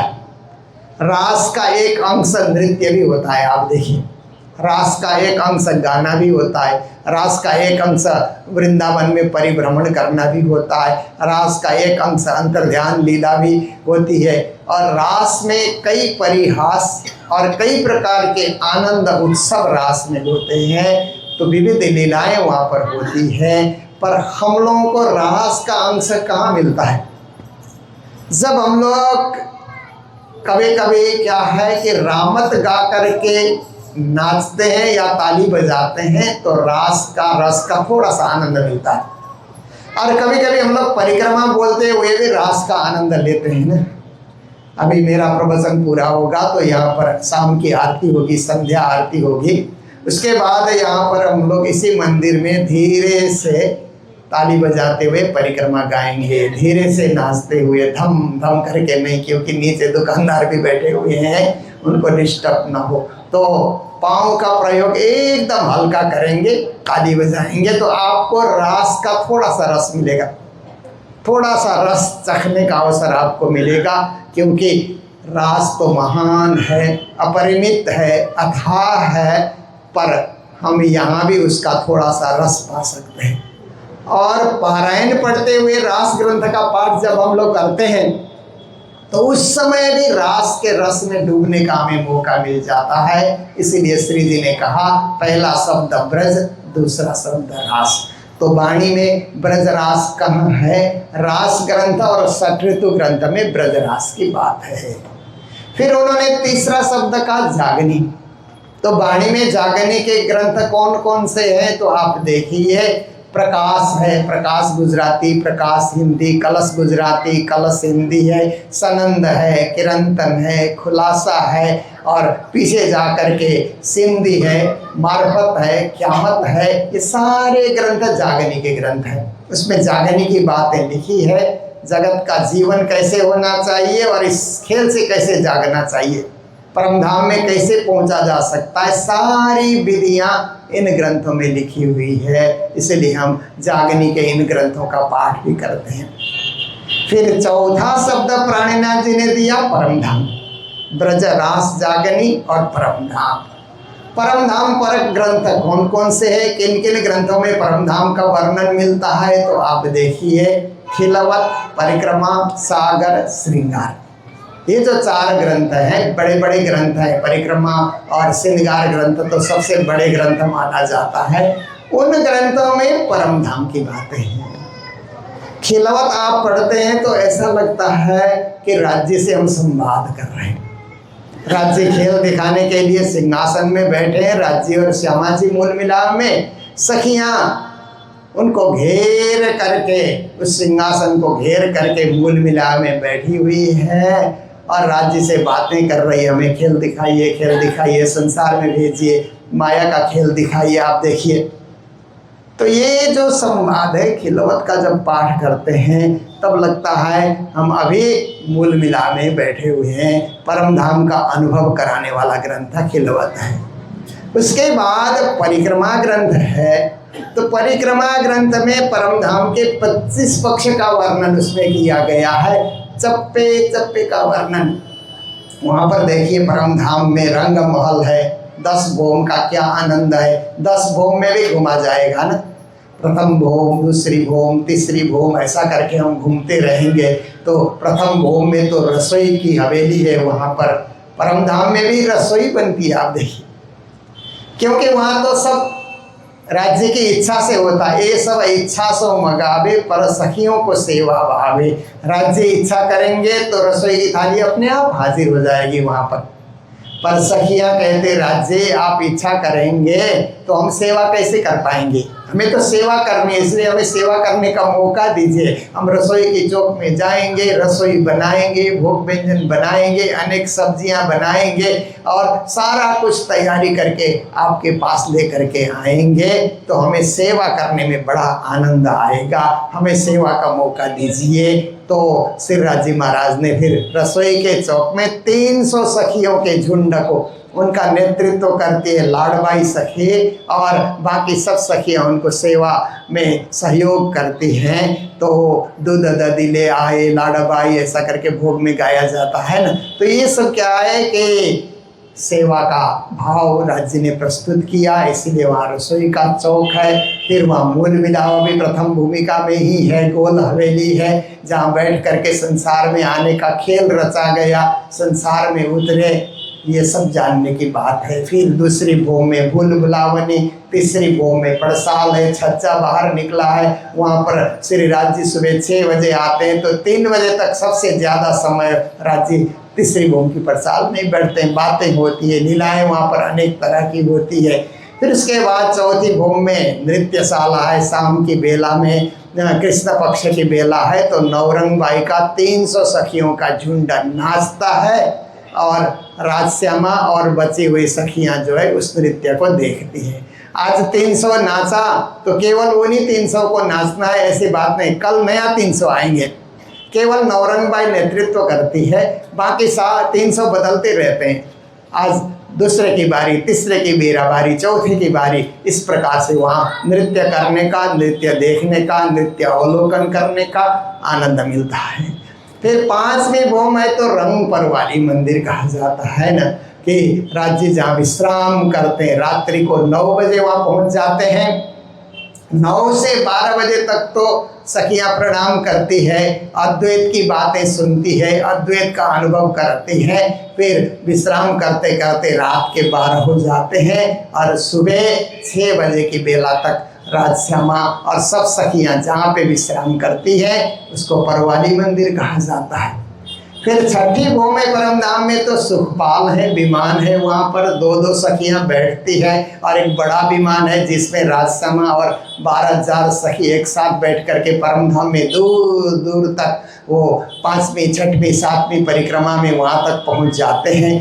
वो सुख वहाँ पर प्राप्त होता है। छठी भोग में, 7वीं भोग में झूले लगे हैं, 2-2 झूले। 8वीं भोग में आप देखिए ऐसे तो 3 लगे हैं पर आमने सामने हो, ऐसे 4 का परिदृश्य दिखलाई देता है। 9वीं भोग से चारों 25 पक्ष का परिभ्रमण परिदृश्य देखो, वातावरण को देखो, और वहाँ पर कुर्सियाँ भी लगी हैं।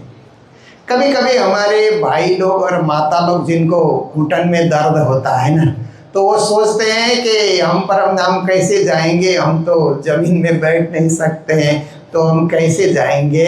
पर परम धाम में कुर्सियाँ भी है। 9वीं भोग में जो चारों तरफ परिदृश्य देखने की जगह है ना, वहाँ सब कुर्सियाँ, आप कुर्सियों में बैठ करके देखिए। राजश्यामा भी सिंहासन में बैठे हुए हैं, आनंद लीजिए। और 10वीं भोग में आकाशी में वहाँ पर अनेक बाग बगीचे, वृंदावन का परिदृश्य बना हुआ है। वहाँ पर पूर्णमासी के दिन राज्य रास लीला करते हैं। ये सारी बातें परिक्रमा ग्रंथ में, और पूरे 25 पक्ष का वर्णन परिक्रमा ग्रंथ में है। परिक्रमा ग्रंथ पढ़ने से परम धाम में घूम रहे हैं ऐसा अनुभव होता है। फिर इसके बाद सागर ग्रंथ में राज्य के मूल मिलावे के 8 सागर का वर्णन वहाँ पर आता है।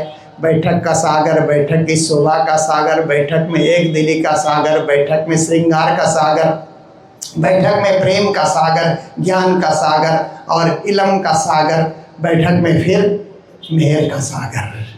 ये 8 सागर की परम मूल मिलावे का पूरा वर्णन और राजश्यामा जी के राज्य के 3 श्रृंगार और श्यामा जी के 2 श्रृंगार, फिर रास में एक श्रृंगार करके 7 श्रृंगार श्री राज श्यामा के, इन सब को जानने का मौका सागर ग्रंथ से मिलता है। और श्रृंगार ग्रंथ में राज्य का स्वरूप कैसा है। नाम ग्रंथ का श्रृंगार है, परंतु वर्णन राज्य के चरण से लेकर के सिर पर्यंत का सच्चिद आनंद का वर्णन, अनंत का वर्णन, अद्वैत का वर्णन इस ग्रंथ में, श्रृंगार ग्रंथ में किया गया है। तो अब देखिए उसके बाद तो सिंधी है, तो विनय पुकार है उसके अंतर्गत। तो ये जो 4 ग्रंथ है वाणी में, खिलवत, परिक्रमा, सागर, श्रृंगार, ये परम धाम का वर्णन मिलता है। तो 4 शब्द का अर्थ आप लोगों ने समझ लिया होगा कि रास में और षठ ऋतु में ब्रजरास की बातें आती है। फिर जाकर के और कुछ ग्रंथ के नाम मैंने बताए कि प्रकाश, कलश, सनंद, किरंतन, फिर सिंधी, मार्फत, क्यामत, खुलासा, इनमें जागनी की बातें लिखी हुई है। और खिलवत, परिक्रमा, सागर, श्रृंगार में परम धाम की बातें लिखी है। तो 4 शब्द पूरे हो गए ना। तो इन्हीं 4 शब्दों के इर्द गिर्द वाणी घूम रही है और हम लोग भी घूम रहे हैं। हम लोग कहीं भी जाएं, घूमने के लिए हमें छूट है। पहाड़ों में हम चढ़ें और हाइकिंग करने के लिए ऊपर तक हम चले जाएं, हिमालय में चढ़ें, हवाई जहाज में चढ़ करके आकाश में उड़ें, रेल में चढ़ करके कहीं जाएं, कहीं हम पिकनिक करने के लिए चले जाएं, कहीं भी चले जाएं, राज्य ने छूट दे रखी है।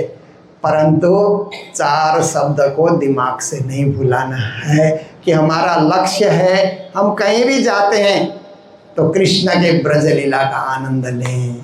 कहीं भी जाएंगे तो रास का रस पाने के लिए हम लोग तत्पर रहें।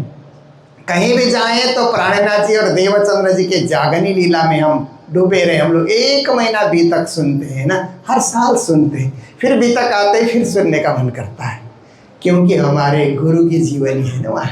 हमारे गुरुओं ने कितने कष्ट के साथ यात्राएं की और कैसे उन्होंने सबको जगाया, ब्रह्म ईश्वरी जीव को उन्होंने जगाया। ये जागनी का प्रसंग बीतक में हम लोग सुनते हैं, इसलिए प्रतिवर्ष सुनते हैं और भी सुनने का मन करते रहता है। आजकल तो देखिए सुनने की सुविधा अथाह है, पर इच्छा होनी चाहिए। समय पहले ऐसा था कि बीतक सुनने के लिए, चर्चा सुनने के लिए दौड़ दौड़ करके मंदिर जाओ। अब विज्ञान ने ऐसी सुविधा दी है कि हम लोग इसका रिकॉर्डिंग करके YouTube में डाल देते हैं। तो आप प्रणामी मीडिया में जाइए YouTube में, तो घर बैठे भी सुन सकते हैं। हमारे बहुत सारे सुंदर साथ जयगांव नहीं आ सके, पर जयगांव का वार्षिक मेला कैसे चल रहा है हम YouTube के माध्यम से उनके घर घर पहुंचा देते हैं। फिर सभी हमारे ऑनलाइन श्रोता बोलते हैं बड़ा अच्छा हुआ कि आप जयगांव गए और वहाँ के सुंदर साथ के दर्शन भी कराए, वहाँ के मेले और जुलूस का भी दर्शन कराए। हम घर बैठे ये दृश्य देख रहे हैं, कैसे हमें जुड़ने का विज्ञान ने सरल साधन हमको दिया है ना। पर जुड़ने की इच्छा हो, जिसको जुड़ने की इच्छा हो तो रोज ही राज्य से जुड़ सकता है, रोज ही वाणी चर्चा से जुड़ सकता है और रोज ही अपने 24 घंटे के समय में से आधा घंटा 1 घंटा भक्ति में लगा करके समय को सफल कर सकता है। और जुड़ने की इच्छा न हो तो मैंने देखा कि कुछ माताओं को, भाई लोगों को भी मैंने देखा है, किसी एक यार दोस्त से फ़ोन में लग जाते हैं तो आधा घंटा फ़ोन में बातें करते रहते हैं। आधा घंटा आपने किसी दोस्त से बात की तो जग बीती बातें तो आपने की, और क्या की, संसार की बीती बातें आपने की, क्या लाभ मिला? आत्मिक लाभ तो कुछ नहीं हुआ। पर आप आधा घंटा चर्चा सुनेंगे ना तो आत्मिक लाभ होगा और अपने आत्मा को परमात्मा से जोड़ने का मौका मिलेगा। परम धाम की भक्ति और सुदृढ़ होगी आपकी। इसीलिए आप लोग भी कोशिश करें कि हम लोग प्रणामी मीडिया से, यूट्यूब से रोज वाणी चर्चा का प्रसारण कर रहे हैं, उसको आप लोग अवलोकन करें, देख करें, सब्सक्राइब करें आप लोग, ताकि आपकी भक्ति बनी रहे, जुड़ाव बना रहे और 4 शब्दों से आप विचलित न हो, 4 शब्दों से आप दूर न हो और 4 शब्दों से साथ आप सदा सदा लगे रहें। तो ज़्यादा प्रवचन अब मैं कितना लंबा करूं, क्योंकि हमारे आरती का समय अभी थोड़ी देर में होने वाला है।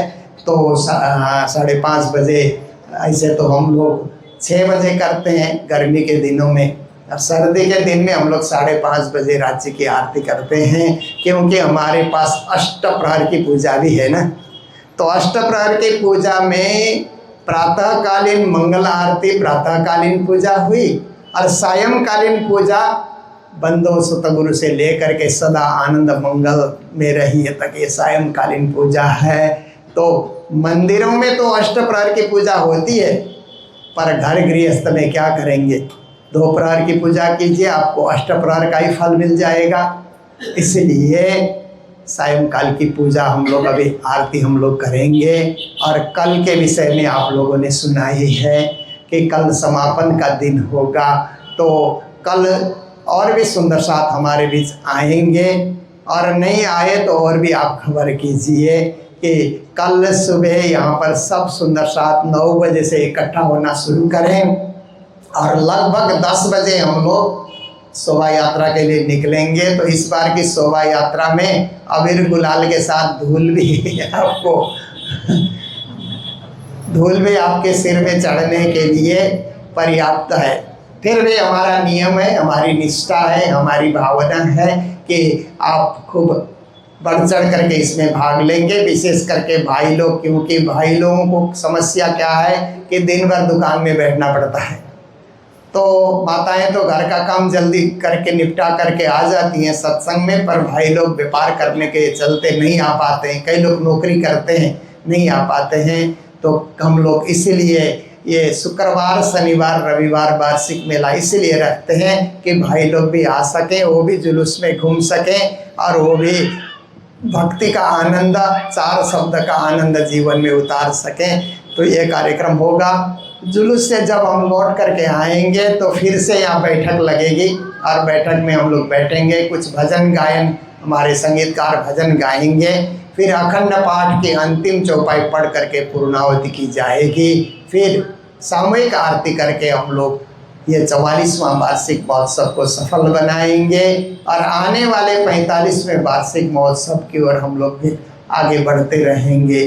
तो सभी को बहुत बहुत बधाई, मंगल बधाई।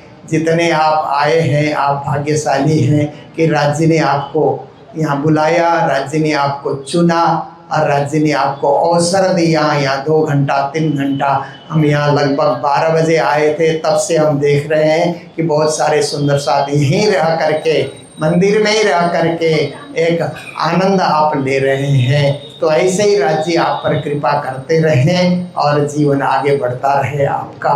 इन्हीं सद्भावनाओं के साथ, शुभकामनाओं के साथ, मंगल भावनाओं के साथ मैं अपने शब्दों को और वाणी चर्चा के लिए विराम देने जा रहा हूँ। जय जयकार के साथ बोलो सतगुरु महाराज की, श्री प्राणनाथ प्यारे की, सर्व सुंदर साथ की, आज के आनंद की प्रणाम। ब्रह्म से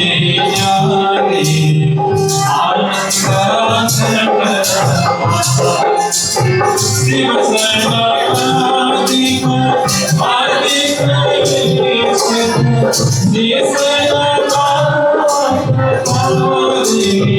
भगवान जाने के बोला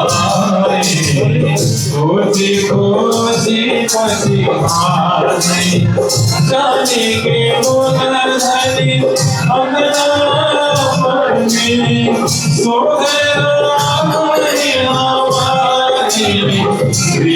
पुरानी से सकिया सुख पदा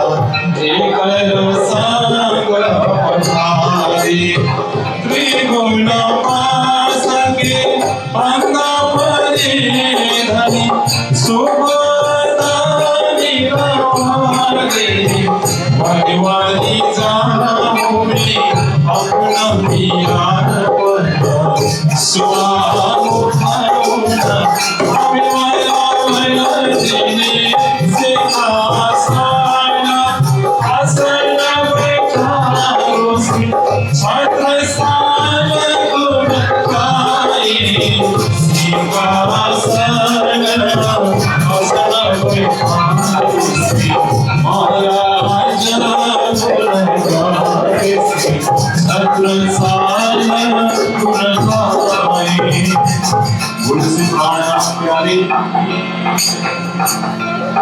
सखी मेरी कांचन धारा सो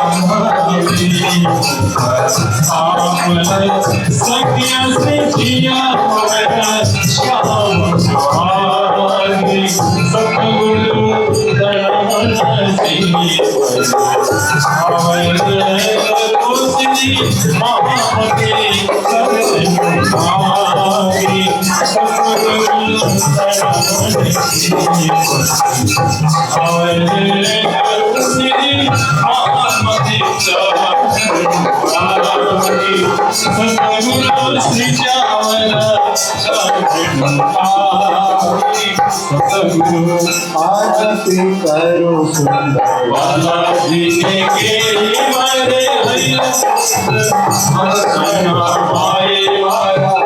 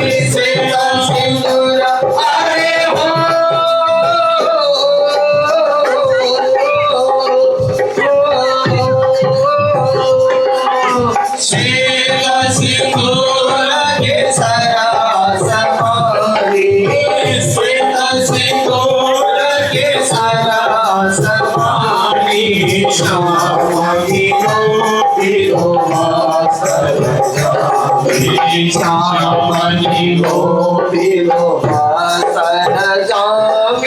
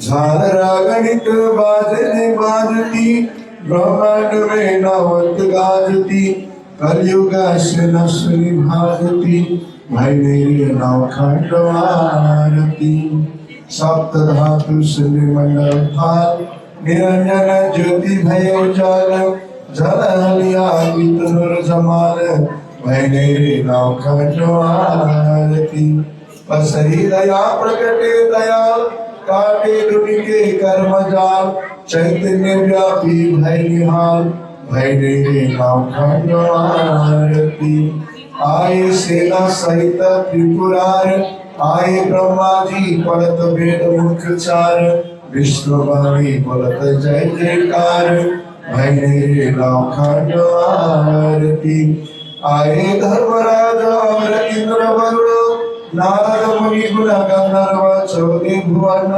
सुर असुर सब लाई शरण भय मेरे नवखंड आरती आए सनकादिक चारों थंब लिए खड़े संग विष्णु प्रमाद जो ब्रह्म अनुभवी हुई अखंड भय मेरे नवखंड आरती आए सनकादिक चारों थंब लिए खड़े संग विष्णु प्रमाद जो ब्रह्म अनुभवी हुई अखंड भय मेरे नवखंड आरती जिना हद कर दई नवता भगति जुति कर गाई पाई प्रेम जुगत युवाए सुख व्यास परिमत भय मेरे नवखंड आरती आए नवनाथ 84 सिद्ध परस्यारूढ़ सकल याविध गीता आए बुद्ध जी ऐसी किध भय मेरे नवखंड आरती आए चारों संप्रदाय के साधु जन चार आश्रम और चार वर्ण चारों खुटों के आए गावते गुणा भय मेरे नवखंड आरती आए गच्छ 84 अरहंती दत्त धीरस नामी जो महंती आए कर्म उपासनी वेदांती भय मेरे नवखंड आरती भय मेरे नवखंड श्री बुद्ध जी की ज्योति कियो प्रकाश, प्रगति के तिमिर को कियो नाश, लीला खेले अखंड सनी पढ़ के करे अवकाश में, चरण भूषण जामे इजार झाई, कहे श्री महामती भूमि नरवदिन को, मासुक खेचे तो हे हर्ष की माई, रोशनी पढ़ के करे अवकाश में, चरण भूषण जामे इजार झाई, कहे श्री महामती भूमि नरवदिन को, मासुक खेचे तो हे हर्ष की माही, मासुक खेचे तो हे अखंड परम धाम की माही, तुम आए सब आया दुख गया सब दूर, कहे श्री महामती सुख क्यों कहो, जो दया मूल अंकुर, जो दया मूल अंकुर। बोलिए श्री निजानंद स्वामी की।